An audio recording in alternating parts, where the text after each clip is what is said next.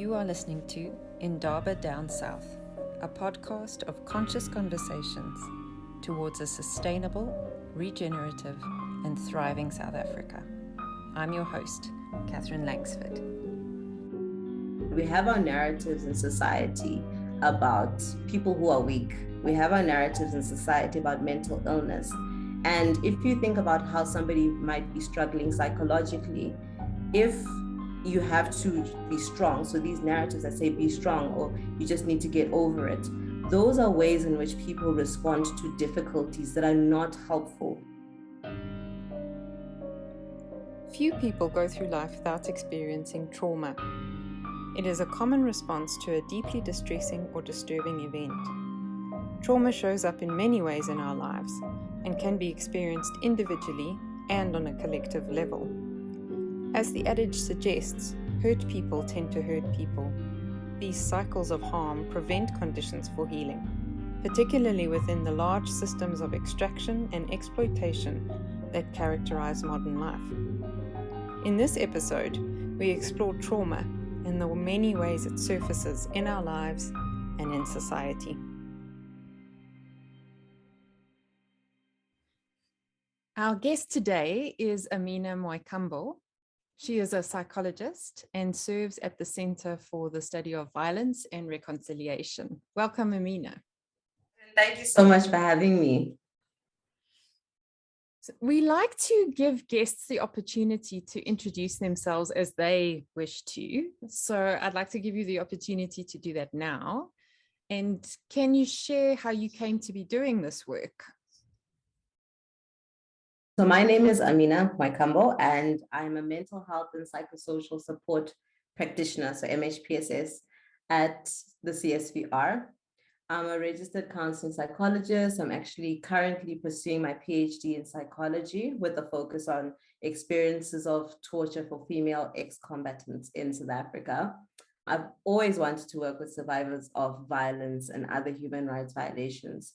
So when I completed my master's degree, when I was completing it, I was placed at the CSVR trauma clinic. And that work really resonated with my values and objectives as a psychologist, as a psychotherapist, as a practitioner, and as a researcher. So I kind of wormed my way into staying in the organization, and here I am. What an interesting journey. Let's get right into our discussion. When we think of trauma, we tend to think of significant events that clearly mark someone's life. For example, acts of violence or life-threatening illness or physical injury. But trauma can be more subtle as well. How would you characterize trauma? Trauma can occur as a result of an event or series of events that will cause direct threat or harm to an individual or a group of people. So this includes what you've mentioned as well as things like childhood neglect, grief and loss, which has been particularly, significant since the outbreak of the pandemic. There has been so much loss. So psychological trauma can be characterized by an event or a lived experience, which creates feelings of fear, dread, and helplessness, And I mean, if we look at the South African context, there is a significant cultural, historical, and intergenerational trauma, which sometimes can't be pinpointed in someone's timeline across the lifespan. This is a collective trauma that impacts previously disadvantaged or oppressed groups of people in various spaces and institutional structures. So, you have that trauma that is being passed on that someone can't say was this experience that has traumatized me, but it's something that is threaded across history, So someone might not even be able to identify what the cause of the trauma is, and yet they can carry that trauma with them.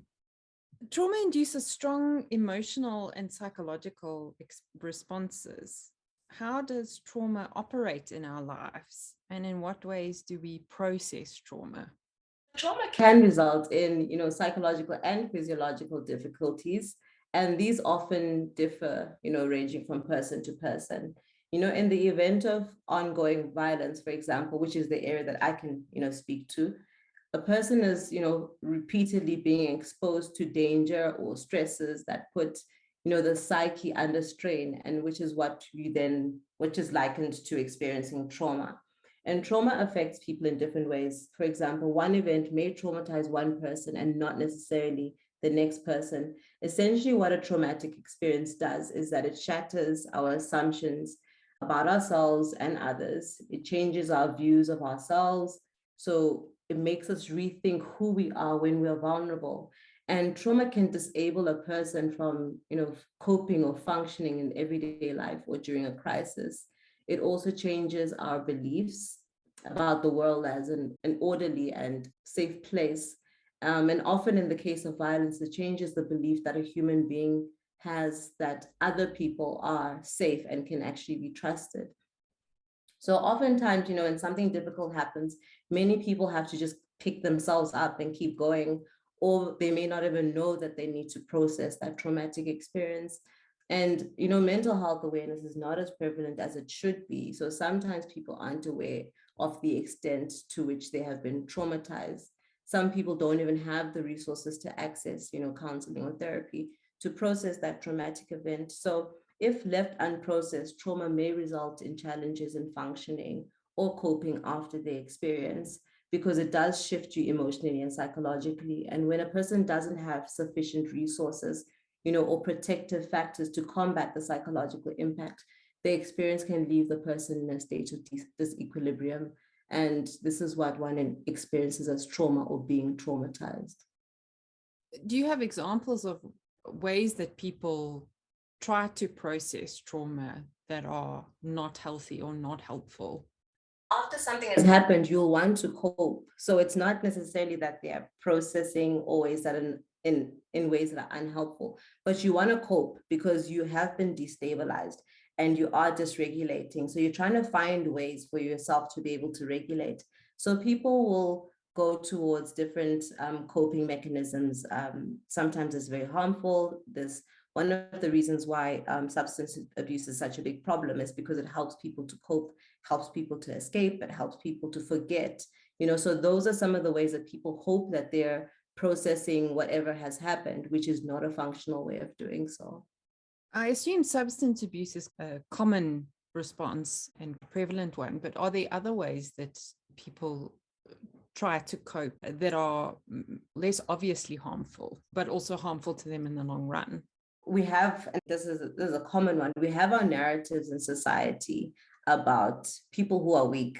We have our narratives in society about mental illness.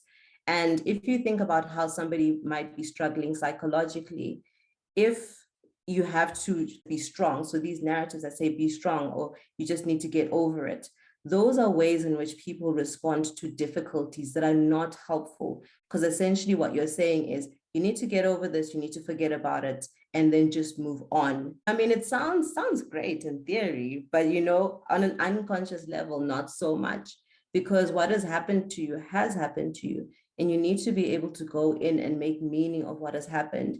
If it's a loss, you need to be able to go and process that loss for what it means. If it's a violation, you need to be able to go into the parts of you that have been violated, even if it's not just your body, even your psyche that has been violated. And you need to be able to go and see what that actually means for you, So unfortunately, you do find people saying that, okay, you just need to get over it, or 7 steps to. Sometimes that doesn't really help, because it forces you to stay in your thoughts about what has happened and not go into your emotions and not go into the psychology of what has actually happened to you. Most of us are able to gauge when we or someone close to us is having an off day or going through a stressful period.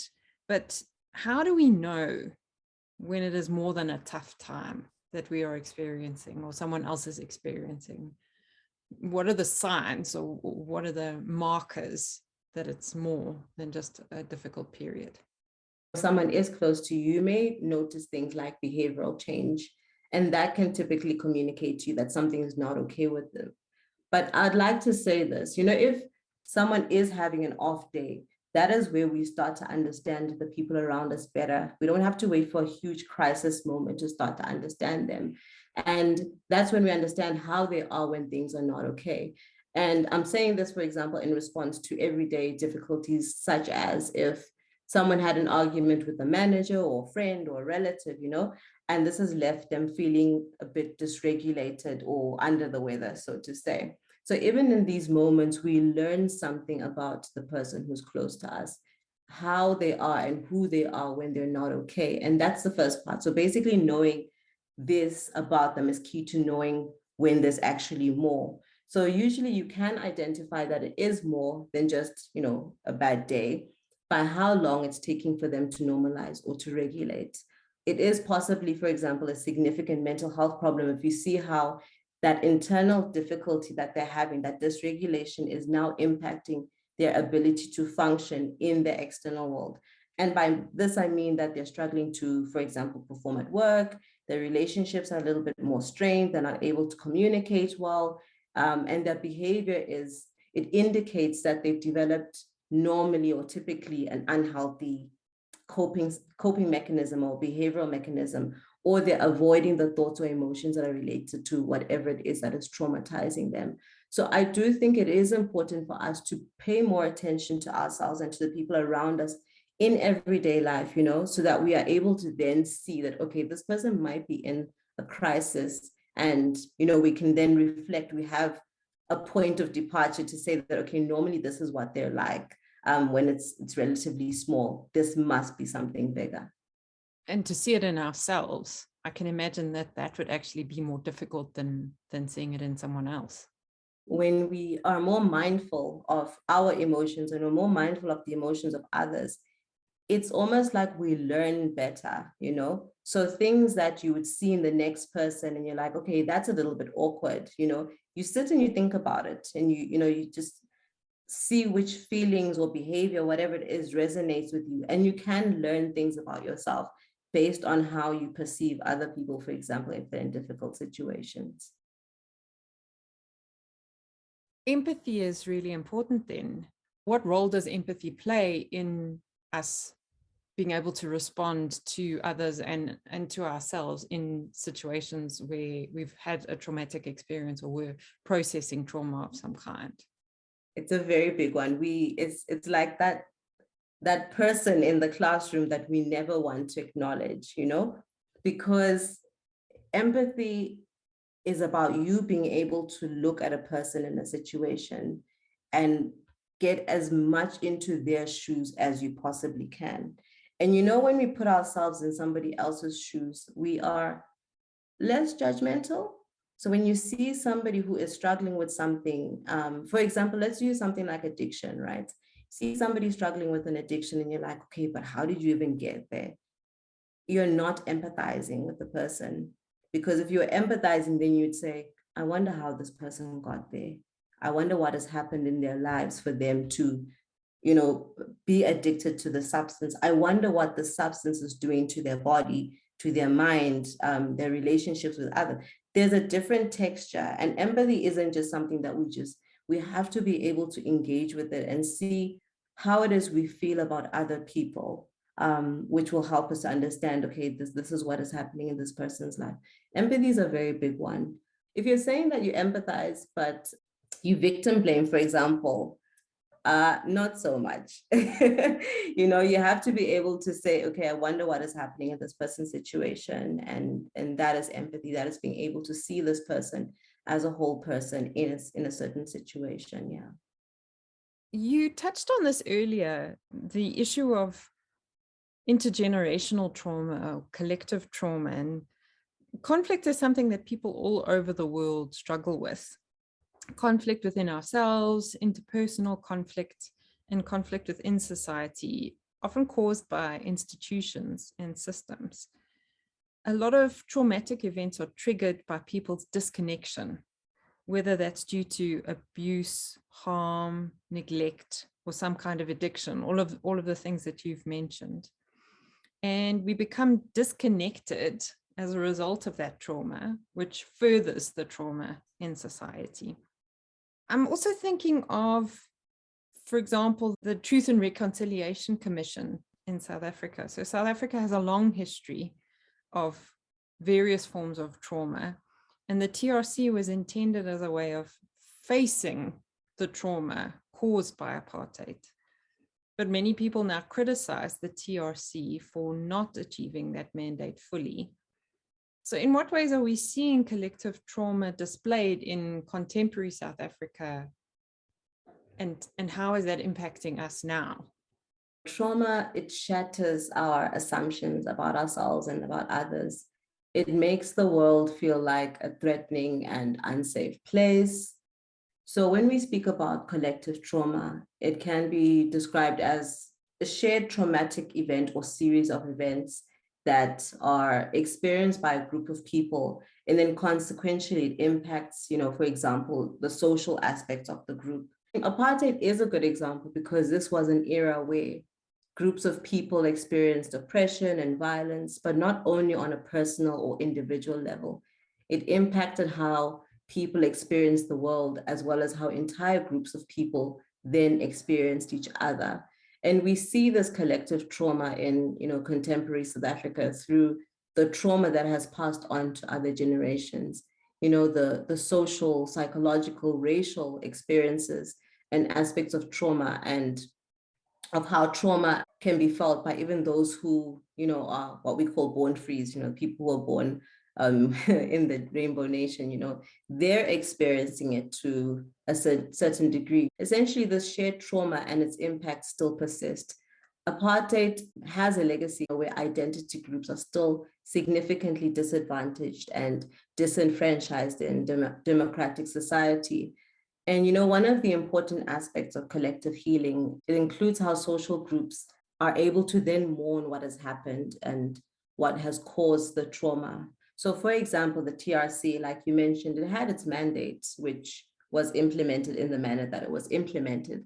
And I think what people seem to struggle with is that it may not have brought that healing, if it was not trauma-centered, and if it didn't, aim to facilitate mourning and grief, for example, then the collective, and by collective, we're not talking about an individual or group of individuals. So that collective healing couldn't actually happen, as we've seen, because the idea or the notion of the extent of the trauma may not have filtered through the entire process. It aimed, more to be able to identify, acknowledge these injustices and bring together and facilitate conversations. But essentially, if you look at the importance of healing and elements like forgiveness, who gets to dictate, what the forgiveness and healing is like? Is it the person who's part of the process, or is it the process? I think that's one of the issues many people have with the TRC. Are there other ways in which people try or are trying to process the trauma of apartheid? Are there any formal mechanisms to do that, or are people left to be doing it by themselves or in individual communities? It's very interesting because South Africa is also very diverse, and South Africa has a history, for example, of colonization before apartheid, so there's this cycle or this transition of violence that has happened across history. And the problem with violence is violence begets violence, and essentially what we then see in societies, we see these cycles of violence in different spaces and in different ways. And I think sometimes the violence comes from people trying to survive. So if we're looking at how we are facilitating healing, I think there are different pockets of people, groups, organizations that try to come together and facilitate healing in different ways. But I think also when we're not addressing the structural nature of this violence and this oppression, it makes it very difficult for the healing process to continue, because you have people who are, groups of people, for example, who are working on, whatever collective healing means to them. But you have these structures and these systems of governance that continue to disadvantage, certain groups. It is a very complex process. It's not something that can be done overnight. But I think the important thing is being able to identify the trauma, that this is a collective trauma, and how that filters into systems, how it's been experienced by groups, identity groups, communities, different parts of, South Africa, and acknowledging that, and then seeing from there, what does that mean? But I think healing will always look different for different people. I think that's a critical point. I think we have to respect diversity, and we have to respect process. And, the person who needs the healing should be, the driver, in terms of they're the ones who can tell you that this is where we need healing. For example, let's just say, if we look at something like stability, creating systems that facilitate stability is part of a process of the healing, but that may differ in different ways. So having to speak about things might not be where people are right now. People might say things like, can we just have a certain measure of stability, and then we will start to feel like we are getting somewhere. So it's never going to be a one size fits all. It always has to be a situation where you're able to go to spaces, communities, groups, and say what has happened, what is going on, where are the areas that you have struggled as a collective, and then that's where you start to identify. So where are the wounds? What are the areas that need the healing? Yeah. And racial relations play such a huge part in this process. I'm interested to know if you see a greater social cohesion in terms of interracial friendships and community groups as a positive, or whether those are limited in the amount of collective healing that they can do, because we're still facing many of the challenges that people faced under apartheid. Race is a very interesting one, because if we look at the crux of apartheid, it was oppression based on race.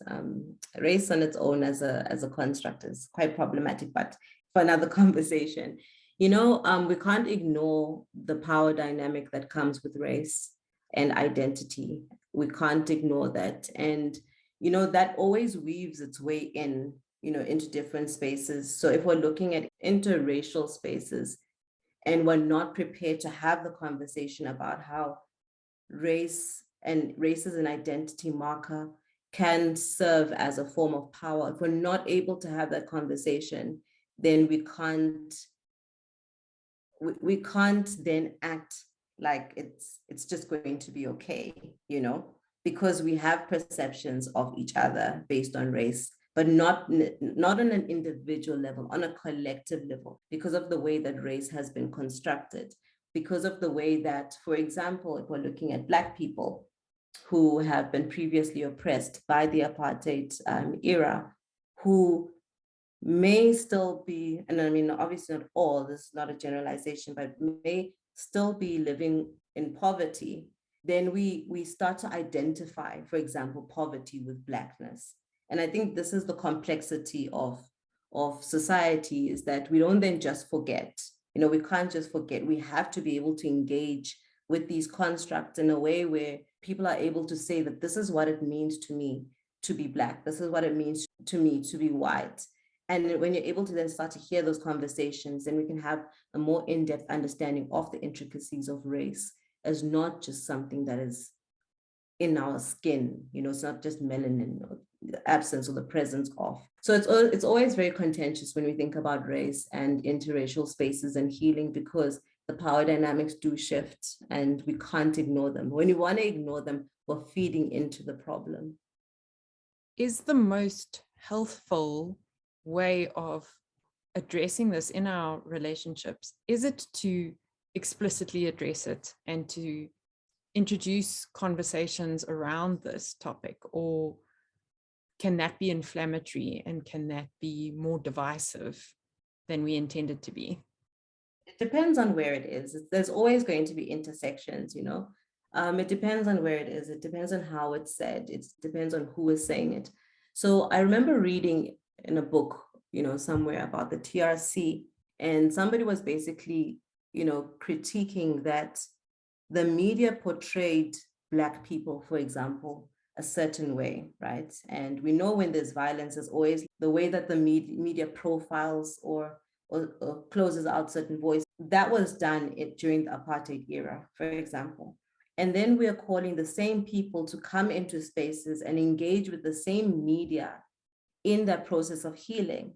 And I remember that this person was critiquing that the very same mechanism that oppressed this person and silenced them, you expect them to believe existentially that this mechanism is now going to give them a voice and give them power. And they were basically having a critical exploration of some of the aspects of, the TRC period that can be experienced as problematic. So if you look at it, and I know a lot of people will say things that you're constantly criticizing the TRC. No, sometimes it's critiquing it because you created an intervention and you had an objective and a mandate. And if it didn't fulfill that because we're looking at other outcomes, then you need to be able to vocalize those things. So that's why I'm saying that it depends. The conversations about race and power dynamics and intersectionality and positionality in society and how that filters into trauma, it's very, very, very sensitive because it can be very harmful. It can be liberating, but it depends. It always depends. Earlier, you suggested another layer to it around colonization and around occupation of land from hundreds of years ago. And I think that adds to the debate and adds to the tensions. At CSVR, one of the things that we have done, and we work with, survivors of war and torture and organized violence. One of the things that we have tried to be mindful of is that a lot of people who come into the clinic or come to receive counseling are severely traumatized, right? So the objective is to provide counseling support for the psychological difficulties. But a lot of these people, one, because they typically have been displaced or have been oppressed or disadvantaged or disenfranchised, then don't have the social resources that the average person readily has access to. So one of the little things, and I'm saying this because I really don't want to sound condescending, but I'm just kind of bringing an example. One of the little things that we do is in our reception or waiting area, when a client comes in, is they're able to find things like tea, coffee, a sandwich, a fruit, juice, something like that. And it's not just because we want to have refreshments there, but because sometimes you're sitting and you're talking to people who are severely traumatized, but also haven't eaten. And you have to be mindful that I'm here to provide this service, but how is it going to help if you're hungry? And essentially, some of these conversations do go in a certain direction because the conversations are not on the same level.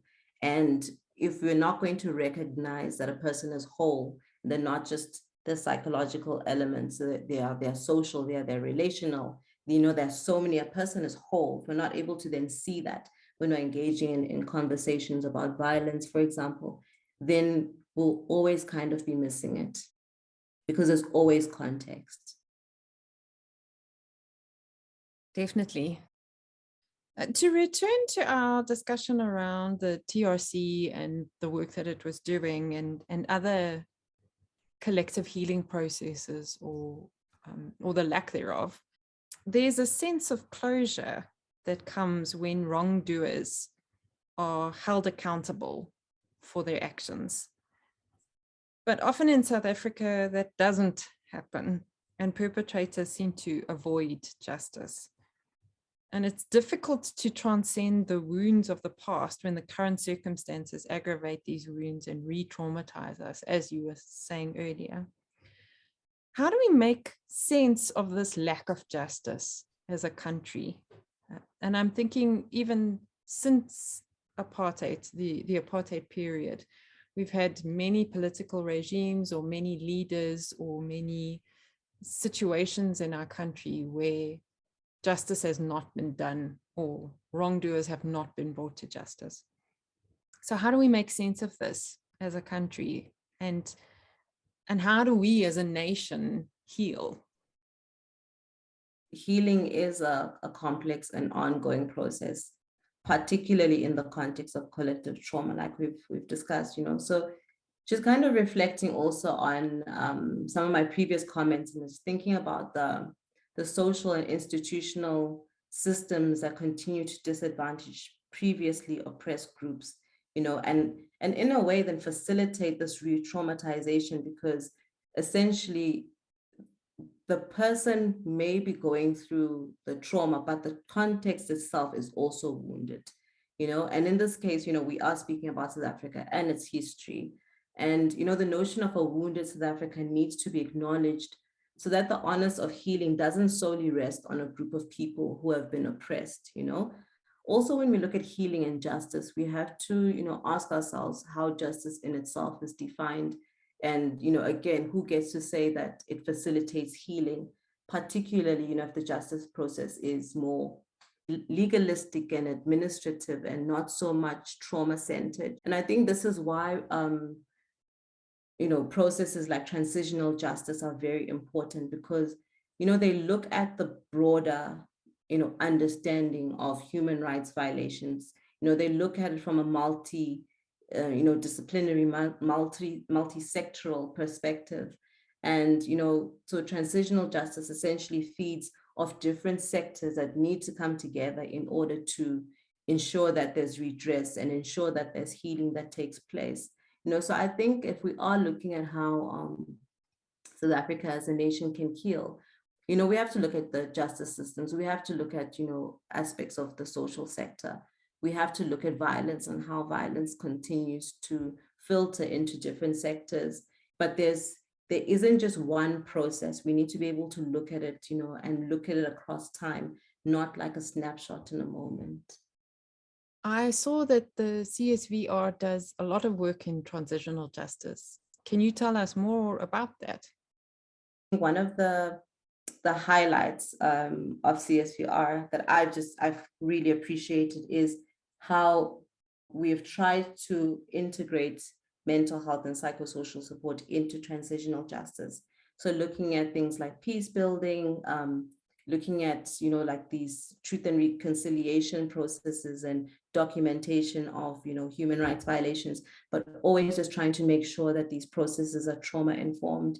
So I think one of the things that I personally appreciate about how CSVR has framed the transitional justice process, it looks at the process, it looks at the people who are going through the process, it looks at what has happened across time, and also looks at, for example, because we've seen the political conflict and the violence across Africa, but just kind of looking at how different countries and different regions have tried to work out these processes. On that, South Africa hosts many refugees and migrants who have their own experiences of trauma. And many are victims of xenophobia, sadly in South Africa, which adds to their trauma. And so the CSVR has done significant work with refugees and migrants, as you were saying. Can you tell us about other work besides transitional justice work that you've done? You were mentioning earlier about the trauma services that are offered to refugees and migrants. CSVR has done significant work with victims of war and torture, victims and survivors, providing direct and indirect interventions that are aimed at healing and rehabilitation, and the organization approaches its interventions in different layers, from the individual to the collective, looking at the wounded context as well. Many forced migrants have experienced, atrocities and human rights violations that they need to be able to process psychologically. They've been displaced, and there's so much trauma that just alone the displacement actually carries, Then, as you mentioned, there is the issue of xenophobia, and we have to be mindful of the trauma experiences also of many South Africans as a result of apartheid. And this is a very sensitive topic because of how violence persists in society, we previously discussed how trauma impacts the person and it impacts the collective. So at CSVR, what we do is we aim to provide mental health and psychosocial support services that are required for survivors of war and torture, for them, and also for them to be integrated into a host country like South Africa in as functional a state or way as possible. Then also being mindful of how South Africans are also experiencing their collective trauma and how they are coming out of, apartheid as well, and what it means to have to just kind of hold all of that trauma at the same time.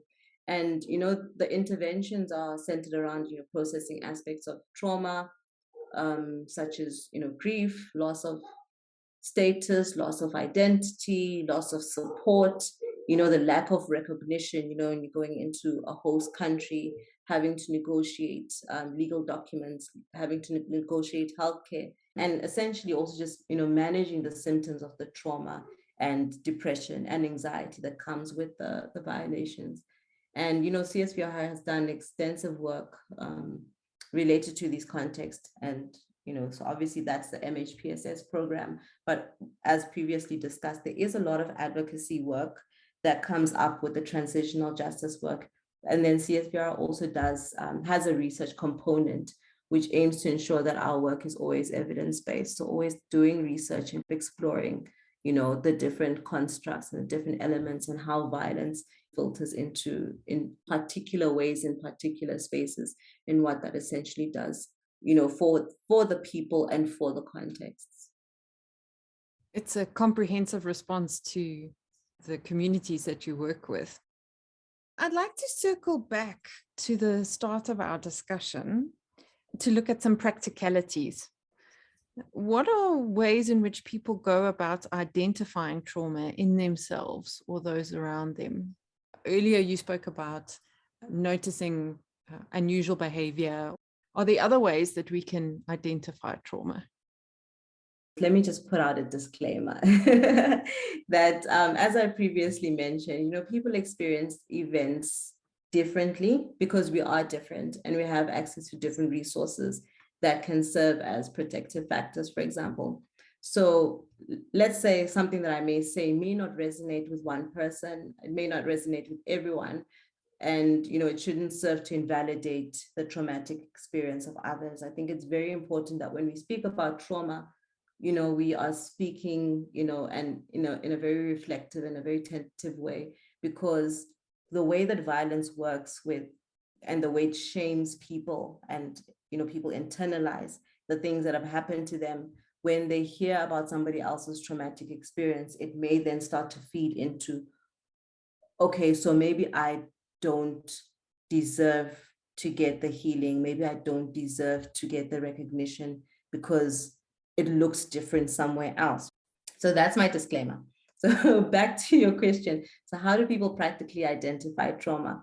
I mean, there are, the obvious signs like the hyperarousal, which, includes like hypervigilance or being easily frightened, having anger outbursts, sometimes having sleeping difficulties. Some people experience flashbacks and nightmares, or they even have emotional or physiological reactions to triggers or reminders of that traumatic experience. Another one is if you find yourself avoiding certain people or places that may remind you of what happened, there are highly likely aspects of that trauma that has remained unprocessed. And, trauma can also show up in everyday life things like difficulty establishing trust with others. So like I mentioned before, that it shatters your assumptions.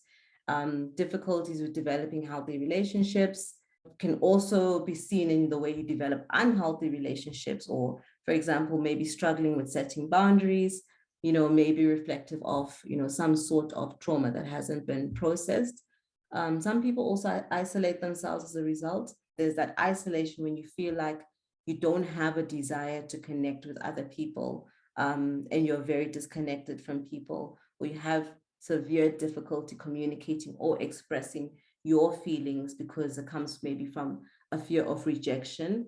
And I think another common one, which we start to see in our everyday life, is things like this need for perfection. I'm sure a lot of people can start to resonate with that. So where does it come from?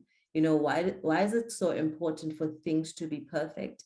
And sometimes that may come from a place where maybe you are trying to avoid being rejected. So you try as much as you can to make things perfect, so you don't have to feel or experience, that rejection or possible abandonment or possible feeling like you're being devalued or something like that. But essentially, just kind of thinking about this broad scope of everything that I said, trauma does work its way differently in different people. And, just kind of thinking about even what we spoke about earlier, that you might not necessarily be able to pinpoint one event or one series of events that traumatized you. But for example, if you were raised in a home with, parents or caregivers that had their own trauma, that does filter into the way that they're able to look after themselves and possibly even look after you. So in those interactions, the trauma meanders its way in, and we start to develop certain character traits of responding to people and responding to things that might be reflective of difficulties that have shifted us or destabilized us.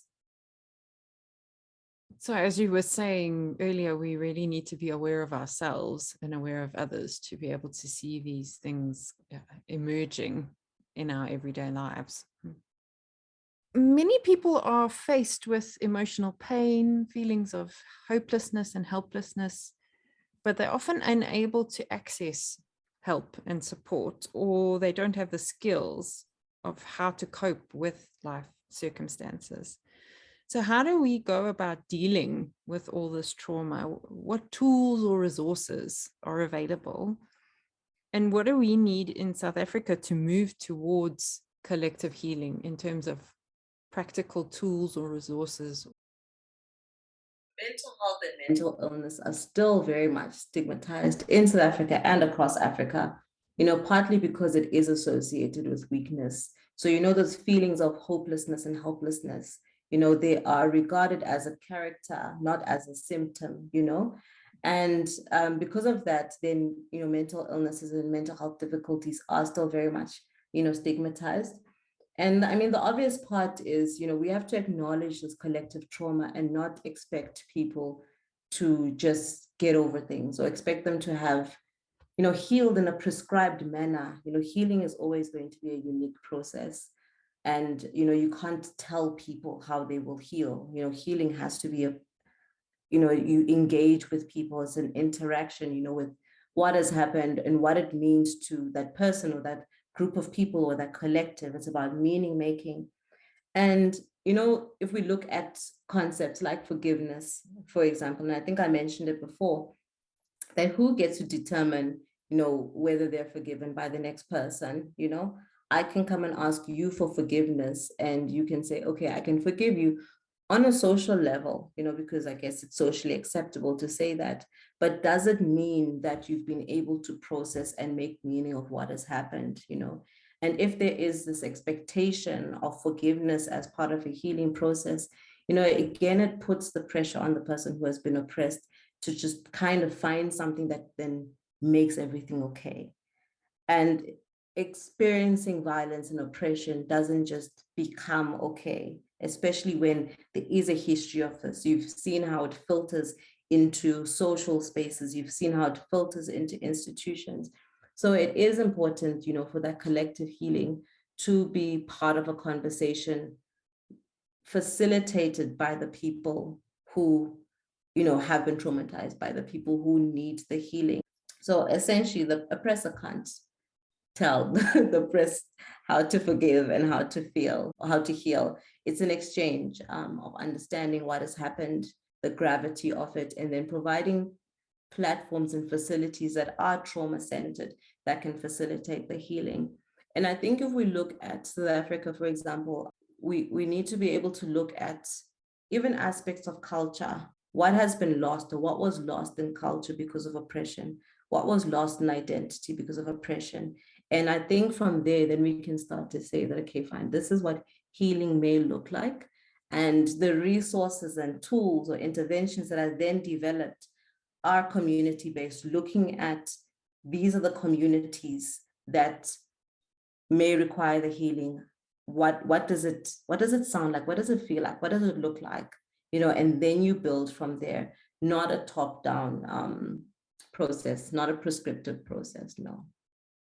That's really powerful. So instead of suggesting that people attend psychotherapy or counseling sessions en masse, it should rather be centered in what they believe would be a healing process. And from that will come the healing. And it won't be a once-off event, as we've said. But often the tools or resources that we would naturally want to suggest are, as you say, actually coming from the oppressor. We do need to kind of move away from what is prescriptive, telling people that this is healing and hear what healing is and hear different ways that people can find healing, because you can't dictate where the wound is. Even the person has to, or the collective or the group or the community has to be able to say that this is our wound, this is where our wound is located, and that it grows from there. Not to say that, and I mean, obviously I'm a full believer in psychotherapy, but that there are times and places where you have to then sit and say, what does this person need? Even in our therapeutic processes, just kind of understanding, where is the trauma? Where is the trauma located? What is the person saying to you about their trauma? And responding to that, and understanding that, it might not always be in conversations. It might be in body mapping. It might be in narratives. It can be in so many different ways and so many different forms.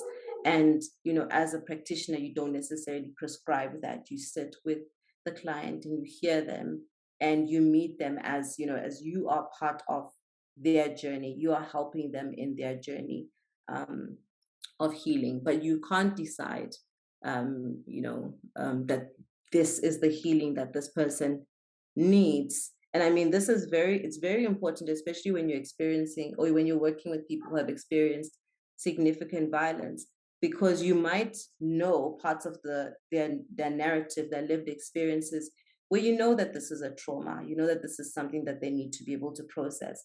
But if they're not ready to go there, it is not your role to push them in that direction, because then that can also be a form of violation. You have to be able to move at their pace and hear what they're saying and what they're giving you, and you work with that in the healing process. Yeah. Let's turn to your role as a psychologist. I've noticed that you have a really active social media presence, and it's clear that you like to use social media to promote awareness around mental health.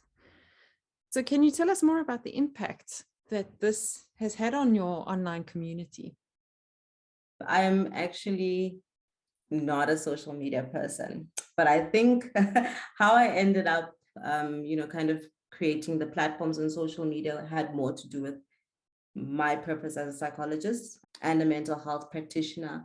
And I decided that, especially because of, when COVID hit, COVID disconnected a lot of us. We all needed to isolate. And I think for me, just kind of sitting and thinking about the impact of the pandemic on people, and how, at the forefront was the physiological and the economic aspects of the pandemic, so what is it doing to industry? What is it doing to people's bodies? And just kind of thinking about how mental health in itself threaded throughout the pandemic, and how it was only being discussed. And I mean, yeah, but I think we can say more towards a later stage, when we started to see, people struggling a lot with anxiety, struggling with depression, where we saw what the loss of life was now doing in terms of our grief patterns and our grief processes, looking at different aspects like, and this is a prominent one, is that when people are, being isolated or having to work from home or stay home, sometimes with very abusive partners, for example, what was that doing? What was happening to the people who no longer had access to alcohol, something or a substance that they are addicted to? What is happening when that person is going into withdrawal? So you're seeing all of these mental health challenges all just kind of erupting, and we're not having conversations about that. We're talking about washing our hands, and we're talking about, wearing a mask. I mean, that is fully important. For me, I sat down and I just thought about all of that, and why I then kind of committed myself to engaging in social media a little bit more was because I felt that it was very important for us to have conversations normalizing mental health difficulties, because now we are all in the same pandemic, all of us, and we're all sitting and reflecting on our mental health, and we're seeing, how the change in society is affecting us. And some people who, I guess, are not as much exposed to understandings of mental health and mental illness are just kind of winging this life thing. You're just kind of winging it, and you don't know what's happening. You don't have the language of mental health to then say, oh, this is what's actually happening to me right now. Okay, I'm having a panic attack. But so for me, the social media posts have been about normalizing conversations about mental health and mental illness. And, for purposes of psychoeducation and for reflective purposes, for people to be able to then access their thoughts or their emotions and then hopefully find resources around them, to provide them with the mental health support that they require. That's a really positive contribution that came during a very difficult period, a collectively difficult period. And I'm sure it was highly appreciated and very well received. Thank you for doing that work. Like I'm saying, we have to be honest with ourselves that sometimes you step outside of a comfort zone. So part of me actually interacting with social media, I had to think about, okay, I'm engaging with social media much more than I typically would, and I found a sense of balance, and I think one of the things that we have to kind of start to understand more as a society is finding that sense of balance, where the individual or the internal might be uncomfortable, but there is an external, reward of being able to do and participate in certain things. And I think it is very important to kind of think about how when we are isolated and our connection is social media, what are we accessing, So for me, I was looking at, okay, I typically wouldn't spend this much time on social media, but I know what I'm doing there. So I'm okay with it. And we're finding during the pandemic, a lot of people spending much more time on social media. And essentially what that then does in the long run is it teaches you that when something happens, you go outwards. So you go and you find, because you want to connect. And sometimes that connection can be healthy and sometimes that connection can be unhealthy. But essentially, it is about being able to have a balance and say, okay, right now, I do need to focus on what is happening in my internal world and sit and focus on that. And there are times where I can go outwards into social media spaces, for example, but then I'm able to see that, okay, fine, this is my boundary now, and this is my barrier, and I need to kind of bring myself in. So I think this is something that I personally learned, and I'm hoping that any of the listeners are also able to just kind of see in terms of social media as well, because social media does have its pluses, but it also has its minuses. Amina, thank you so much. Thank you for this fascinating conversation. It's been really interesting and so many insights that you've offered that have challenged me and also just deeply resonated with me. And thank you for sharing your thoughts and your devotion to mental health with us. Do you have any final thoughts for our listeners? Thank you so much for having me. I can't stress enough the importance of managing mental health. And I know that, if we look at our systems in society, mental health isn't always a priority. If we look at our public health systems, accessing, therapy or therapists isn't always readily available, but I think managing our mental health essentially does involve, how do we understand ourselves? How do we make meaning of ourselves? There are steps that we take to manage our mental health. And part of it is, for example, what are our beliefs about ourselves and what are our beliefs about others? There are, narratives and traditions that, silence certain voices, and what are our perceptions of those things? My final contribution is just to say that if you do have access to mental health services, please do access them.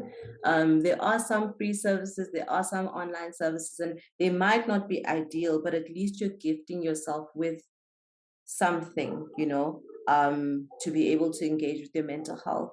And also, especially if we're looking at trauma and the difficulties of processing trauma, if you can access mental health support for that, please absolutely do, because the unfortunate thing about unprocessed trauma is it continues to filter into our lives, and it shifts us significantly. And, the unfortunate thing is that then the people in your life may not necessarily have access to the healthier, better version of you that they might have access to if you're able to process that trauma in whichever way possible.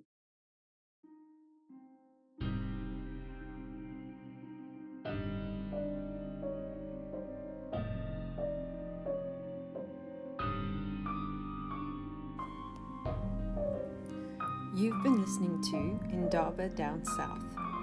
For more information and links to the resources mentioned in this episode, visit our website indabadownsouth.org.za or follow us on Instagram and Twitter for updates at Indaba Down South. You can subscribe via Apple Podcasts, Spotify, or wherever podcasts are available. Thanks for joining us today. Here's to a sustainable, regenerative, and thriving South Africa.